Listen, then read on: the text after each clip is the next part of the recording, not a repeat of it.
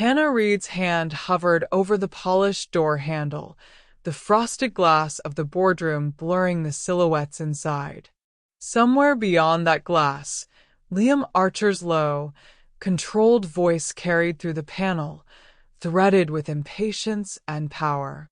She could hear the murmur of lawyers, the scrape of chairs, the clink of someone setting a glass down. For a second, she felt like the same tired night shift nurse in worn sneakers, not the woman who apparently held the deciding vote over the future of St. Gabriel Hospital. Her heart pounded so loudly she almost didn't hear the chair of the board call her name. "Hannah Reed? We're ready for you." She closed her eyes, and the present dissolved into the hum and fluorescent buzz of the ER 6 months earlier.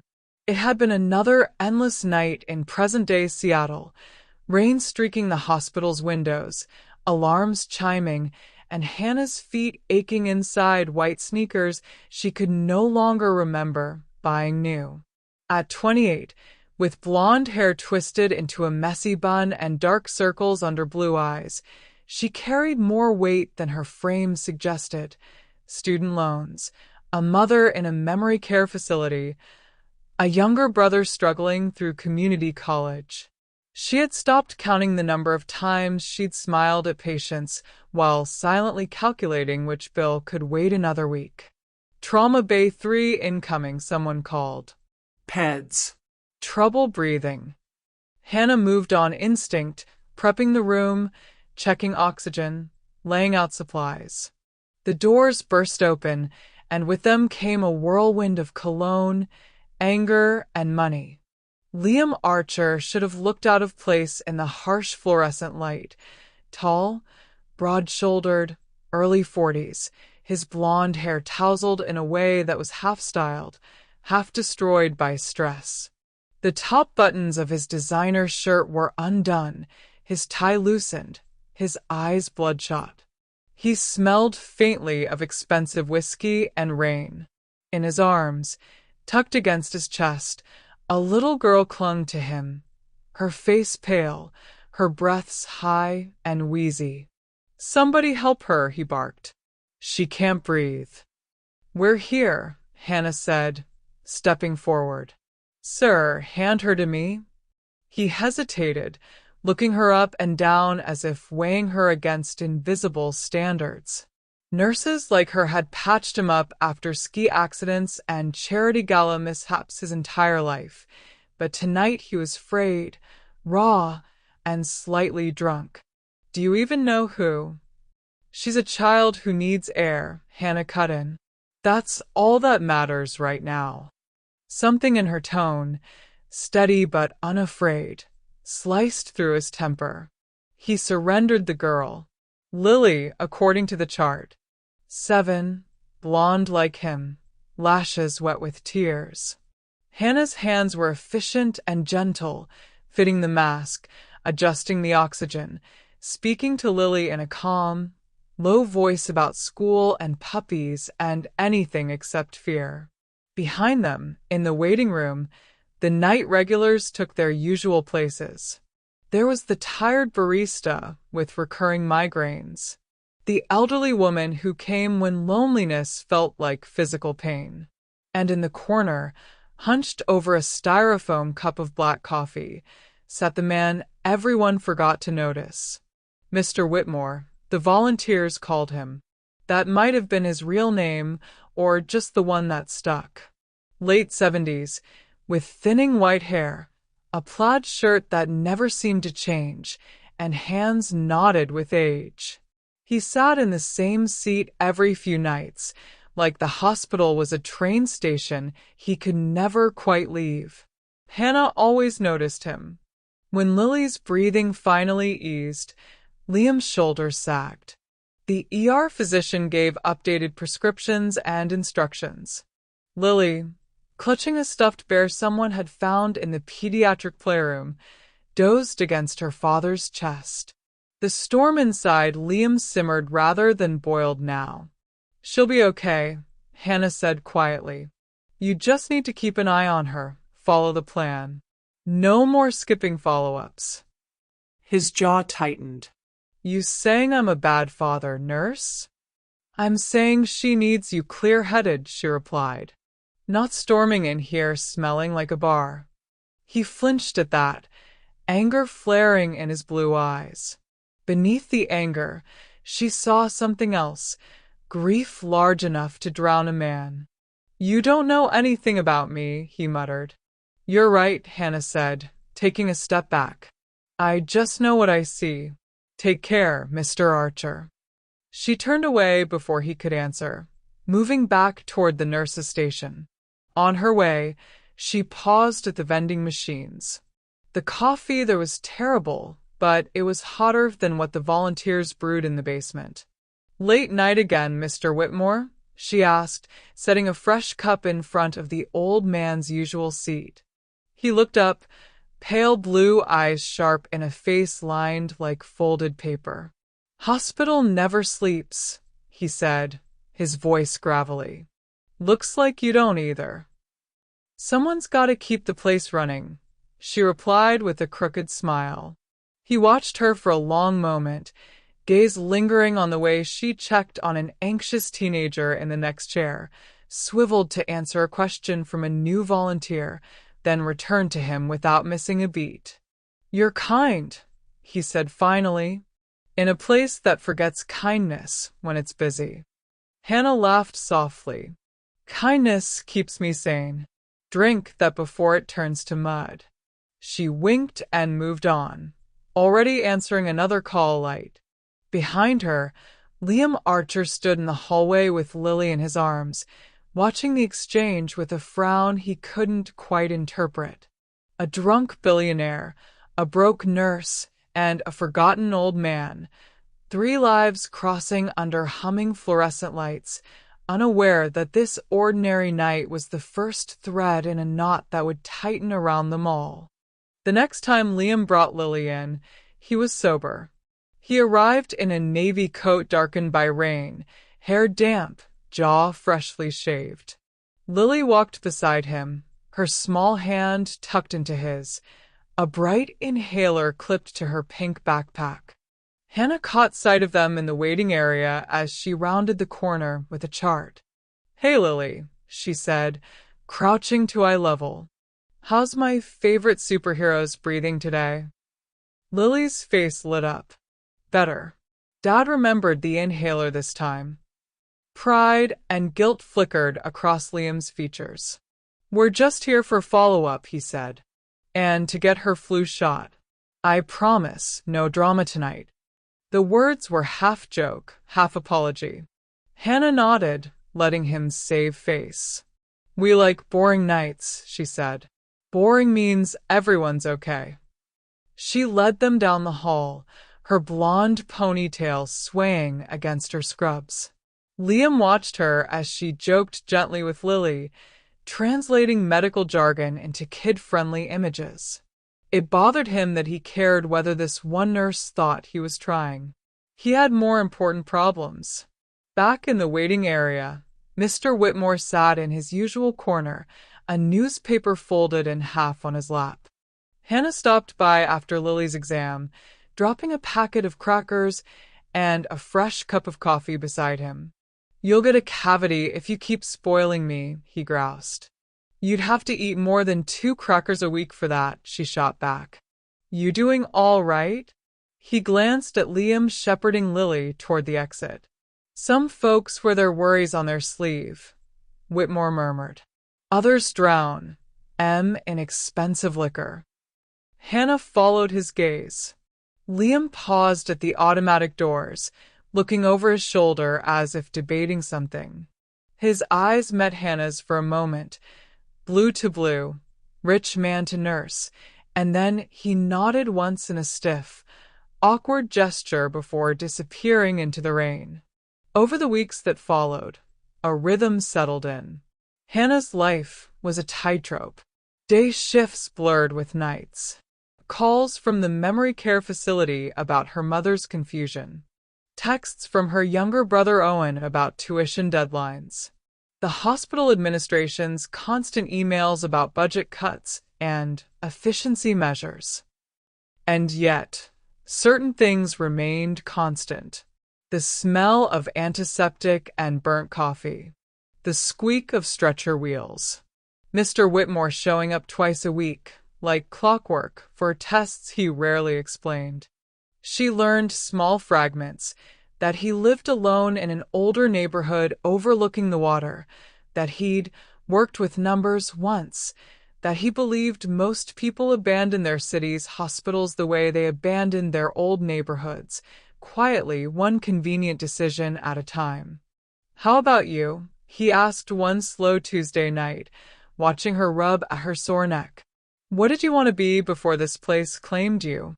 Hannah shrugged, embarrassed. "I thought about med school. Maybe running a clinic someday. But loans, family, life gets a vote." "And yet you stay," he said, "even when they cut staff and pile more on your back." "These people don't have anywhere else to go," she replied simply. She didn't notice how his gaze softened at that, how he watched the way she stayed late to walk an elderly patient's daughter to the bus stop, or how she quietly slipped a cafeteria sandwich to a teenager who'd been sitting with his injured friend for 10 hours. She did notice Liam. He appeared occasionally, always with Lily, who liked to detour toward the nurse's station to show Hannah a new drawing or a school project. One afternoon, Hannah found a crayon picture taped to her locker, a stick-figure nurse with wild yellow hair and a giant stethoscope, standing between a little girl and a large building labeled hospital. Lily insisted, Liam said when she looked up, surprised. He stood a little back from the locker bank, hands in his coat pockets, expression wary. "She says you're the nice nurse who explains things like a storybook." "That's very official feedback," Hannah replied, smiling despite herself. "Thank her for me?" "You can tell her yourself," he said.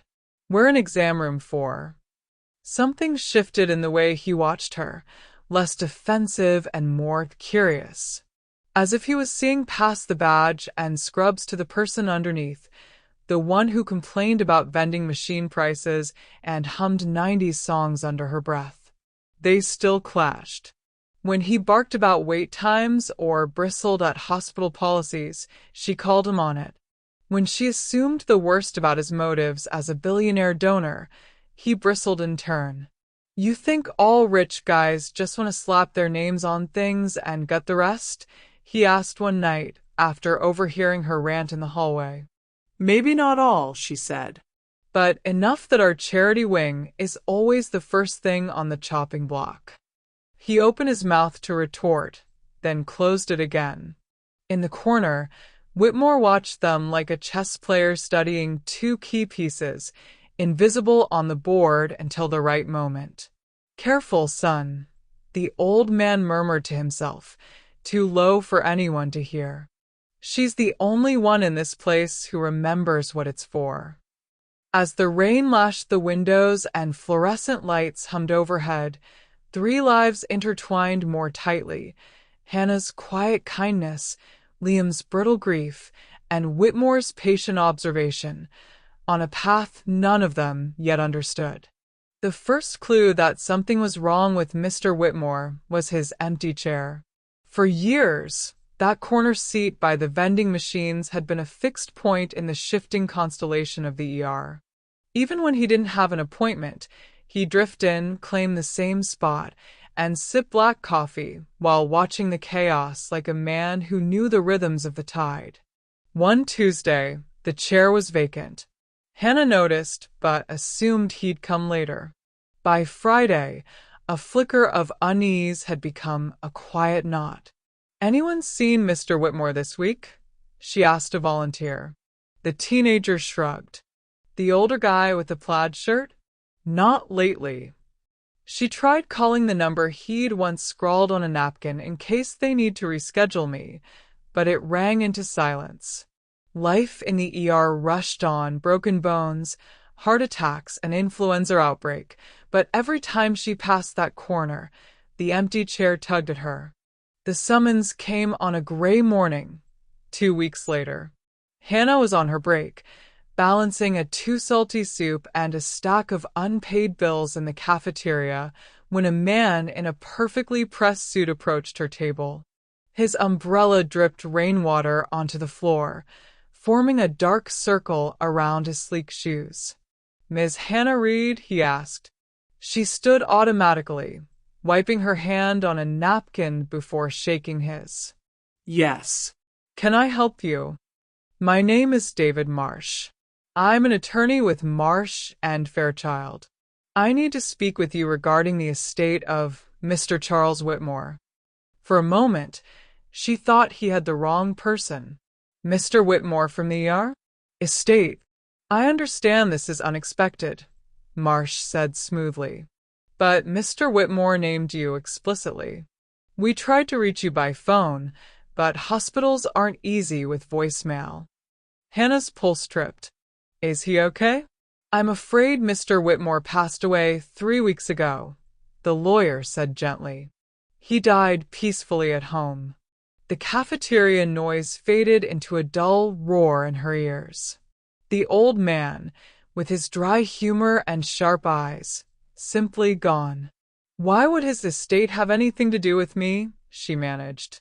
"Because," Marsh replied, sliding a crisp envelope onto the table, "you're a key beneficiary. The formal reading is scheduled for tomorrow morning at 10, downtown. Your attendance is strongly requested." Strongly requested. As if she had any standing in a world of mahogany conference tables and leather chairs. She went anyway. The next day, she traded her scrubs for the only blazer she owned, a navy one bought on clearance for a nursing school interview. Rain streaked the glass of the high-rise where Marsh and Fairchild occupied the 20th floor. Hannah felt out of place from the moment she stepped into the marble-floored lobby. Inside the conference room, tension sat thick as dust. A middle-aged man with a too-expensive watch drummed his fingers on the table. A woman in a tailored dress, his wife, judging by the matching chill in their expressions, tapped impatiently at her phone. At the far end, a pair of hospital board members whispered anxiously.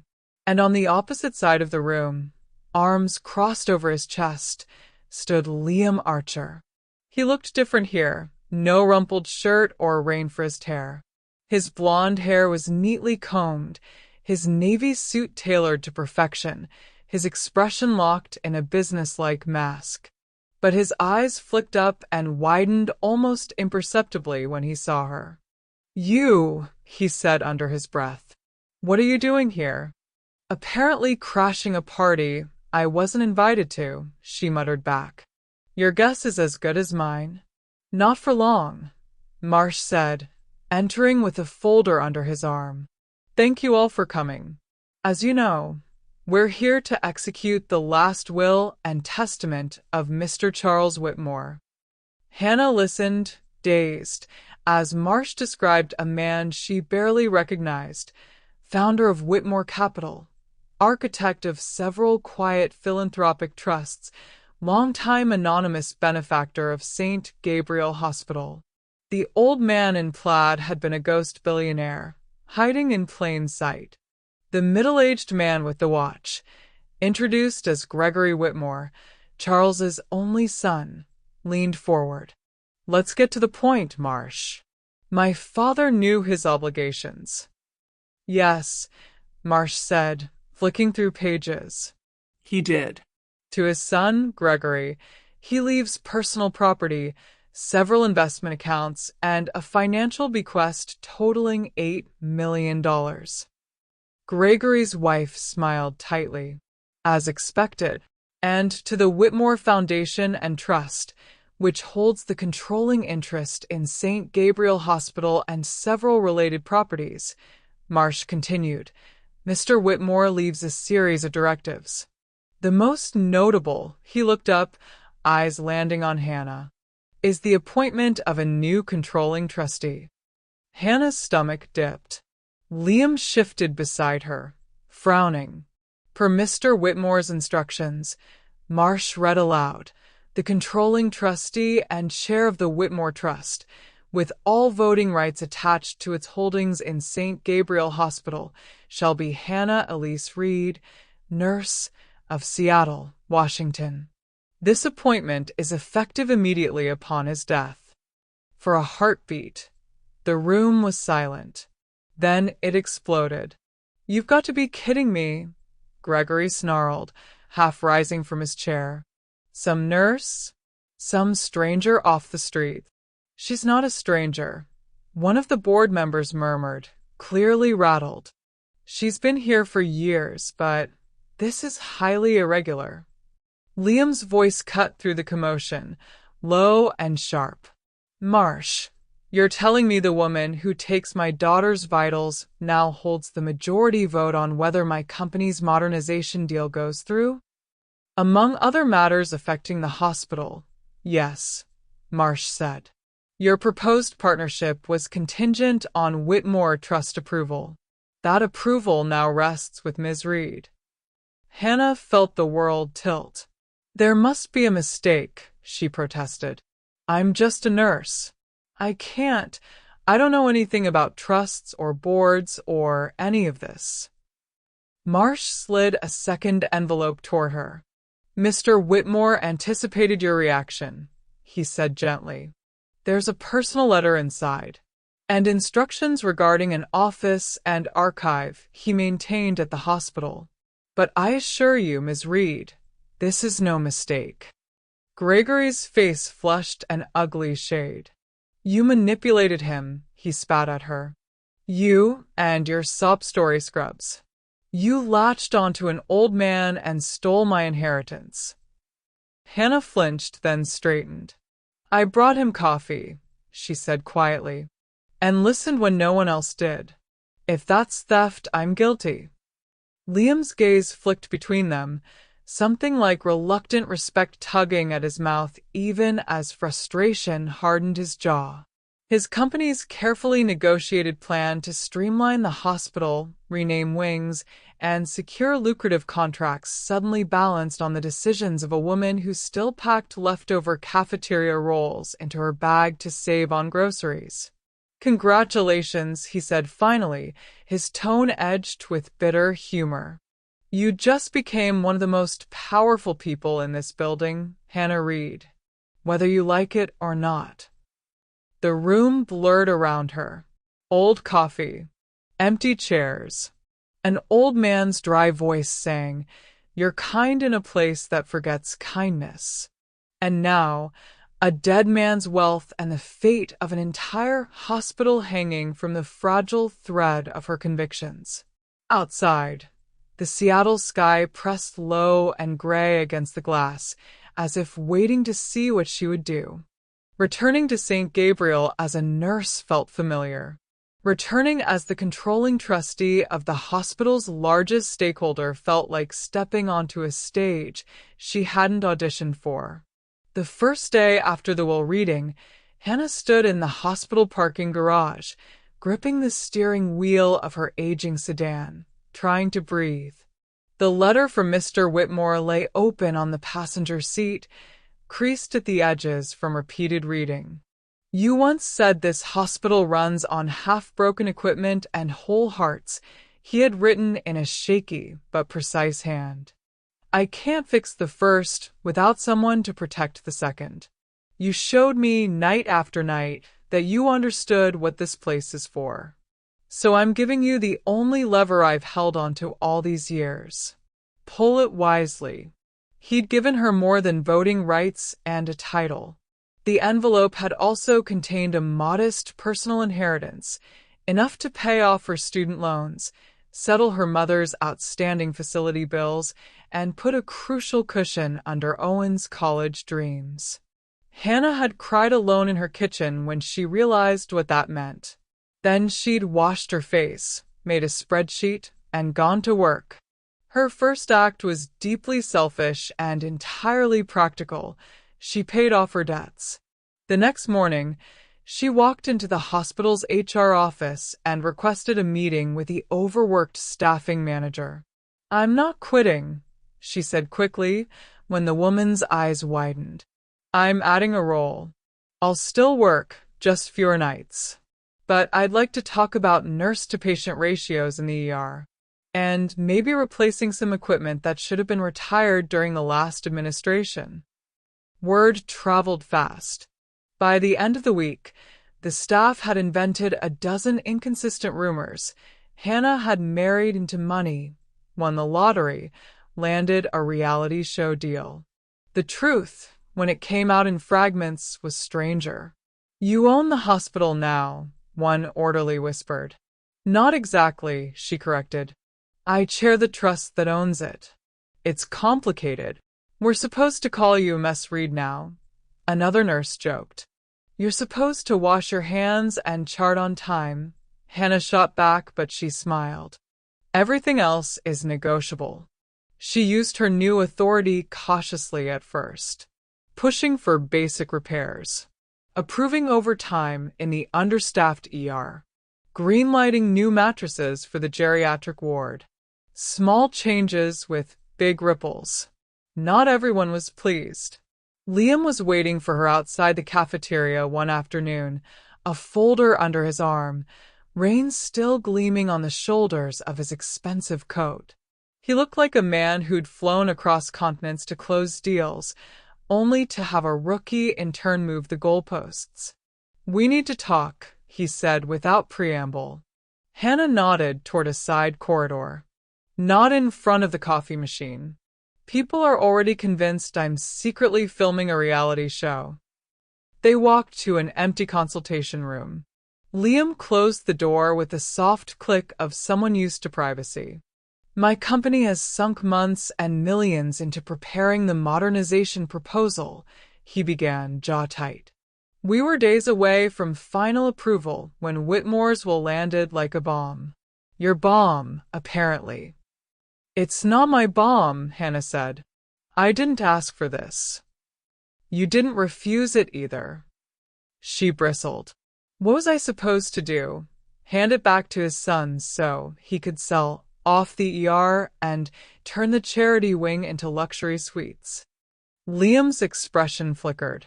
"You don't know that's what he'd do." "I've seen the preliminary documents," she said, tapping the folder she carried. "He promised you higher profit margins in exchange for cutting and profitable services. You call it streamlining. I call it abandoning the people who need this place most." His gaze sharpened. "You've been reading confidential proposals?" "I've been reading anything that crosses the trust's desk," she replied. "That's my job now. Just like it's your job to maximize returns for your shareholders." He flinched at the word. "You think that's all I care about? Returns?" "I think you live in a world where numbers win arguments," she said quietly. "I live in a world where a 20-minute wait can mean losing a child. You tell me whose world this hospital was built for." Silence stretched between them. Through the narrow window, they could see a slice of the city, rain-washed streets, blurred brake lights, the distant shimmer of the bay. Two paths, two lives, intersecting in a room that smelled faintly of disinfectant and fear. "This place saved my wife's life once," he said suddenly, voice low. Hannah blinked. "I didn't know you were married." "I'm not," he said. "Not anymore." He didn't elaborate and she didn't push. But a new piece slid into place in her understanding of him. The drunk night in the ER. The way he clung to Lily's hand like a lifeline. The fury at any hint of incompetence. He cleared his throat. "Look, I'm not your enemy, Hannah. My plan would bring in state-of-the-art equipment, better specialists, better outcomes. Yes, it would mean cutting some services. But we'd be saving more lives overall." "Except the ones who can't afford to go anywhere else," she countered. "The ones Whitmore built those wards for." At the mention of Whitmore's name, Liam's jaw tightened. "You think he planned for you to block everything? To freeze the hospital in time because you're afraid of change?" "I don't know," she admitted. But he did leave me one more thing. She pulled a small, brass key from her pocket. It was old-fashioned, with a numbered tag attached. Liam frowned. "What's that?" "A key to an office I didn't know existed," she said. "In a wing of the building I didn't know the hospital owned. His lawyer said there's an archive there, records, letters, the story behind the trust. He wanted me to see it before I make any big decisions." "You think it'll tell you what to do?" Liam asked, skepticism threaded through his voice. "I think it'll tell me why he chose me," she said, "and why he didn't choose you, or his son, or anyone else already at that table." It was a raw, unfiltered statement, and she regretted at the moment it left her mouth. But instead of anger, she saw something like hurt flash across his eyes. "I guess we're both on trial," he said, softer. "You for your kindness, me for my mistakes."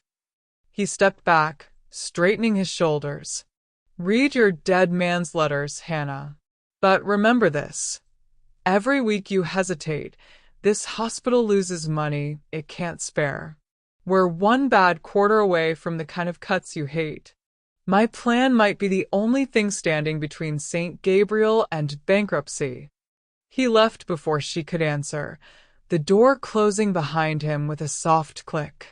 Later that evening, as Hannah walked down a quiet, seldom used hallway in the oldest part of the hospital, she found the door that matched the number on the key tag. It was tucked between a storage closet and a forgotten stairwell, its frosted glass dusty, the name C. Whitmore barely visible beneath decades of grime. She hesitated, the weight of the entire building pressing down on her shoulders. Liam's words echoed in her mind. So did Whitmore's. "Pull the lever wisely." Hannah slid the key into the lock and turned it. The office smelled of dust, paper, and something faintly medicinal, the lingering ghost of old hand sanitizer and coffee. When Hannah flicked on the light, it revealed shelves lining every wall, crammed with labeled binders, cardboard boxes, and file folders. A large wooden desk sat beneath the window, overlooking the city, like the prow of a ship. This was where Charles Whitmore had watched his hospital for decades. She moved slowly, tracing her fingers over handwritten labels. Charity Wing, 1998 to 2005. Star Expansion, Grants and Letters. Staff Stories. The last one made her pause. She slid the binder out, its plastic cover crackling. Inside were printed emails, notes, and photos. There she was, in grainy black and white, captured by a security camera, handing a blanket to a shivering teenager, kneeling beside an elderly man's wheelchair, laughing with a janitor as they fixed a broken vending machine. On each page, Whitmore had scribbled small comments in the margins. "Read late again. Stayed over to sit with family. No overtime claimed. Read covering double shift after call-out. Still remembers every patient's name. Read buys coffee for volunteer out of her own pocket. Complains about vending prices, but still tips." She swallowed past the lump in her throat. "You are watching," she whispered. On the desk, another binder lay open, as if Whitmore had been reading it before he died. The tab read, "Archer Proposal." She recognized logos from Liam's company, sleek fonts, persuasive charts. She began to read, and found, nestled between projections and floor plans, a series of emails that made her blood run cold. Gregory Whitmore's name appeared often. He pushed for rationalizing low-yield services, meaning closing the 24/7 ER and the charity wing. Liam's replies were clipped, businesslike, often sent at odd hours. "If this is the only way to keep St. Gabriel financially viable, then we'll have to proceed," one email read. My board won't support a deal that bleeds money indefinitely. Yet, in the margins, Whitmore had written in his spidery hand, "He's not a monster. He's grieving and blind. Find the crack of light." The further Hannah dug, the more complicated the picture became. There were memos where Liam demanded guarantees for pediatric care, notes where he refused to cut staff below a certain level, a draft speech he never gave about his late wife. A separate folder bore the label, Archer, Personal. Inside was a single photograph. A younger Liam, hair a little longer but unmistakable, sat on a hospital bed. Beside him, a woman with warm eyes and a tired smile held a newborn. The woman's hospital bracelet bore the name Saint Gabriel. Behind them, in the doorway, a much younger Charles Whitmore stood, half turned away from the camera, as if caught by accident. There was a letter attached, the paper yellowing slightly at the edges. "Dear Mr. Whitmore," it began in looping handwriting. "You don't know me, but you saved my life. The doctors said if the charity wing hadn't still been open, if your trust hadn't kept this hospital from cutting corners, my daughter and I wouldn't have made it. My husband says he's going to donate to this place when he makes it big in tech someday. I told him not to forget. People like us don't get second chances often." The signature blurred as Hannah's eyes filled. At the bottom, someone, likely Whitmore, had written, "She died 5 years later." He drank. Hospital almost closed the wing that saved them. Couldn't let that stand. Underneath, a second, more recent note in Whitmore's hand, Lily Archer, scholarship candidate. If trust preserved and ER protected, establish fund in her name and for kids like her. Lily. The crayon drawing on Hannah's locker burned in her memory. The second twist settled over her like a weight and a revelation. This was not just about her and an old man's whim. The hospital's fate was braided with Liam's grief, his wife's memory, his daughter's future. Whitmore had watched them all, choosing not only an heir, but a way to force a reckoning. Hannah opened another folder, marked contingency. Inside was a drafted charter amendment, already reviewed by lawyers, a proposal to restructure the Whitmore Trust so that any modernization plan must preserve core services for vulnerable patients, dedicate a fixed percentage of profits to community care, and establish a permanent fund for children of long-term patients and staff. At the bottom, Whitmore had left a handwritten instruction. "Hannah, you're kind, but you're also stubborn. That's why I trust you. You'll want to block everything that smells like money. Don't. This hospital needs new blood and new machines. It also needs a spine. Use Archer's ambition, not to gut the place, but to anchor it. Offer him redemption with responsibility. If he refuses, you know what to do. The board will listen if you speak plainly. They've forgotten how." She sat at the desk for a long time, tears drying on her cheeks, the city lights twinkling beyond the window like distant wards. Liam was not simply a villain with a whiskey habit. He was a man who had once sat trembling in these same halls, terrified for a woman he loved. He had drifted, as people do, toward deals and numbers, and the lure of making something sleek and profitable out of something messy and human. Hannah's anger cooled into something sharper, more focused. This wasn't about winning a fight against him. It was about insisting that any future he built with his billions honored the life that had been saved, his wife's, and the little girl still drawing pictures in exam rooms. She closed the folders, slid the charter draft into her bag, and turned off the light. As she locked the office behind her, she felt less like an imposter and more like what Whitmore had called her in his letter, a lever. Outside, in the pediatric wing, Lily lay curled in a hospital bed after a scare with her asthma, a book open on her chest. Liam sat in the visitor's chair, eyes shadowed, untouched coffee cooling on the tray. When Hannah stepped quietly into the doorway to check on them, he looked up, surprise flashing across his face. "How's she doing?" Hannah whispered. "Better," he said. She wanted to stay overnight to test the machines. His mouth twisted in a fond, helpless smile. "She's braver than I am." Hannah studied him for a moment, the lines of exhaustion around his eyes, the way his hand rested over Lily's, anchoring both of them. "I know about your wife," she said softly. "I know this place saved her once." He sat back, stunned. "How?" "Whitmore kept everything," she said, "including his promises. And your letters." He went very still. "I made a lot of promises I didn't keep." "You still can," she replied. "Just maybe not in the way you planned." She left before he could ask what she meant, her heart pounding with the weight of the decision she'd already made. Tomorrow's board meeting would not just decide the hospital's fate.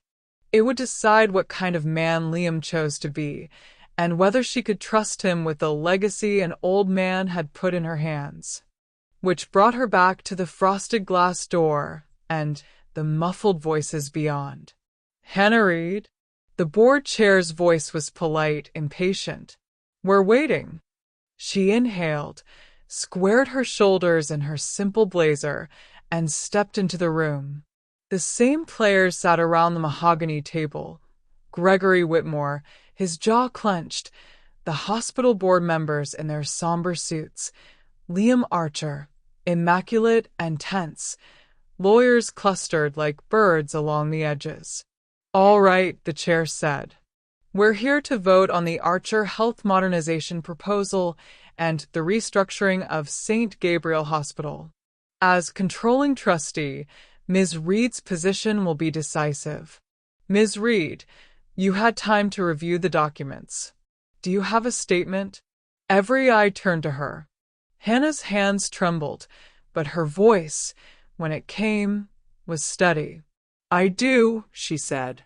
She didn't start with numbers. She started with stories. She told them about the little boy who'd arrived with a shattered arm and a father who'd chosen between paying rent and going to the nearest private clinic. About the elderly woman who came not only for treatment but for conversation because the hospital was the only place where staff remembered her name. About Lily, sketching pictures of nurses and machines, trusting this place with every breath. Then she told them about a 19-year-old version of herself, standing outside an ER in a different town, watching the doors stay shut because budget cuts had closed them for overnight emergencies. Her father had died in the back seat of a car, 20 minutes from the next facility. "I decided that night I would work in a place that didn't close its doors when people needed it most," she said. St. Gabriel was that place. Charles Whitmore made sure of it. He did it quietly, through trusts and charters most of us never saw. But he also watched. He watched the staff. He watched the patients. He watched who showed up when it was hard. She reached into her bag and produced the binder labeled staff stories. She laid it on the table, open to a page where her own grainy image smiled up at them. "He watched me," she said. "He watched all of you. And he didn't like what he saw when profit started speaking louder than patience." Gregory scoffed.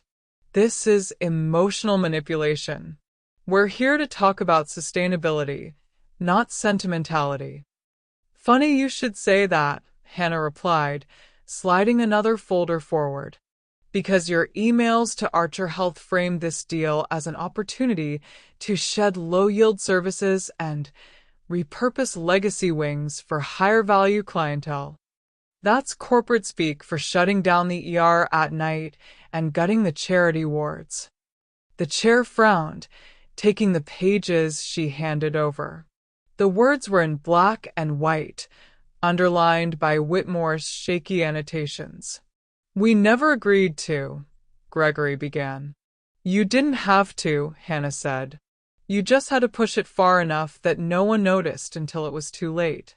Except someone did notice. Charles Whitmore. And he set up a contingency. She took out the draft charter amendment, the one Whitmore had prepared. Mr. Whitmore left instructions to restructure the trust if certain lines were crossed. He gave me the authority to enact this if I believed the hospital's core mission was at risk. I believe it is. She laid out the proposal, a permanent guarantee of 24/7 emergency services, a fixed percentage of hospital profits dedicated to charity care, a scholarship fund in the name of children whose families had relied on the hospital, starting with Lily Archer and others like her, a requirement that any modernization partner commit legally to these protections. This doesn't block modernization, she said, turning at last toward Liam. It demands that modernization serve the people this hospital was built for, not just the ones who can afford private clinics. It aligns profit with purpose. It keeps Mr. Whitmore's promise. Liam sat very still, his blue eyes locked on her. For once, he looked less like a billionaire and more like a man at a crossroads. You're asking me to sign onto a deal that caps my upside and ties my company to a charity obligation forever, he said slowly. I'm asking you to remember why you walked into this hospital the first time, she replied. Not the night you were drunk and angry. The night your wife almost died giving birth, and the charity wing kept the doors open. I've read her letter, Mr. Archer. The one she wrote to Whitmore, thanking him for saving both of you. A flicker of pain passed over his face. He kept that. He kept everything, Hannah said gently, including his belief that people can be better than their worst nights. The room was quiet enough to hear the hum of the air vents. Gregory shifted, clearly sensing his control slipping. This is absurd, he snapped.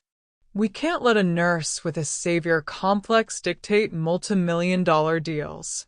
Archer, you're really considering letting her put a leash on your company because she found some dusty love letter.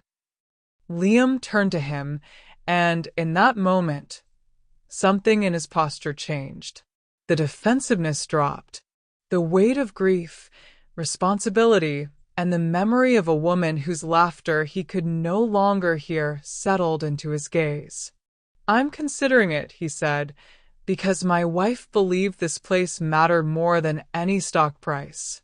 And because my daughter sleeps easier knowing this ER is here. And because I've been using numbers to avoid feeling anything for a long time.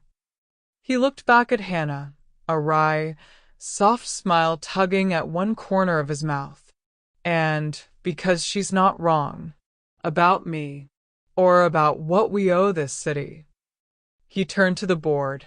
Archer Health will accept the Whitmore charter conditions as presented, he said clearly. We'll proceed with modernization under those terms. We'll fund the Lily Archer and Friends Scholarship as part of our community commitment. And we'll commit, in writing, to preserving the ER and charity wing. Gregory surged to his feet. You can't do this. You'll cripple the hospital's growth. You're letting her guilt you into throwing money away. No, Liam said calmly. I'm choosing the kind of legacy my daughter will be proud to inherit. There's a difference. The board chair looked between Hannah, the documents, and the furious heir. Given these revelations, he said slowly, and the legal authority vested in Ms. Reed as trustee, I believe we have little choice but to accept the Whitmore Charter and proceed with the amended Archer proposal. He raised his hand. All in favor? One by one, the hands went up. Some reluctant, some decisive. Hannah didn't raise hers. She had already cast her vote, in the archive and in this room. Gregory stormed out, muttering threats about lawsuits.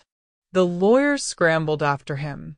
The board members began discussing timelines and press releases. Amid the chaos, Liam crossed the room to Hannah. "You could have destroyed the deal entirely," he said quietly. "You had enough leverage and enough reason after the way I treated you that first night." "I thought about it," she admitted. "Then I thought about Lily, and your wife, and all the patients who'd benefit from new equipment. They deserve more than my anger." He nodded, absorbing that. "You were right, you know," he added. "The night you told me I needed to be clear-headed for my daughter. I kept telling myself I was drinking to cope, to function. But really I was hiding. From this. From responsibility." "Responsibility doesn't have to crush you," she said. "Sometimes it gives you a reason to get up in the morning." He smiled then, really smiled, and something in her chest answered. "Dinner?" he asked, surprising himself as much as her. "Not tonight. Tonight I need to go home and pour some very expensive whiskey down the drain." "But someday." "When the dust settles." "Someday," Hannah echoed, her lips curving. "As long as it's not in the hospital cafeteria." "Deal," he said. Weeks later, the changes rippled outward. New machines hummed in the diagnostic wing. The ER hired 2 more nurses. The charity ward's peeling paint was replaced with bright murals drawn by local artists and patients. A plaque quietly appeared in the lobby, not with Liam's name or Whitmore's, but with a simple inscription: "This hospital stands because kindness did." Lily, breathing easier thanks to better equipment and careful treatment, raced down the pediatric garden path, her blonde hair streaming behind her. She skidded to a stop where Hannah and Liam stood talking, her small hand slipping naturally into Hannah's. "Dad says you're his boss now," Lily announced, grinning up at them. "I'd say we're partners," Hannah said, glancing at Liam. "Partners sounds better," he agreed. "In business. In other things, maybe. If she's willing." His eyes met Hannah's, open and earnest in a way she'd never seen before. Hannah felt the old weight of responsibility on her shoulders. Her mother, her brother, an entire hospital. But alongside it now was something steadier, warmer, a sense that she wasn't carrying it alone. "We'll see," she said, though her smile gave away more than her words. One board meeting at a time. As the sun broke through the Seattle clouds, glinting off the hospital windows, the narrator of their lives, if such a thing could be imagined, might have noted that love doesn't always arrive with roses and grand gestures. Sometimes it walks in drunk and shouting, terrified of losing the only family it has left. Sometimes it sits quietly in a worn plaid shirt, sipping bad coffee and taking notes. And sometimes it looks like a nurse who kept bringing coffee to an old man no one else noticed, and a billionaire who finally chose to be more than his worst day. In the halls of St. Gabriel, where fluorescent lights hummed and monitors beeped, a new kind of order had taken hold, one built on upgraded machines, long memories, and the stubborn belief that small, consistent kindness can redirect even the heaviest fortunes. Hannah squeezed Lily's hand, met Liam's gaze, and walked toward the future, her step steady on the thin line between duty and hope.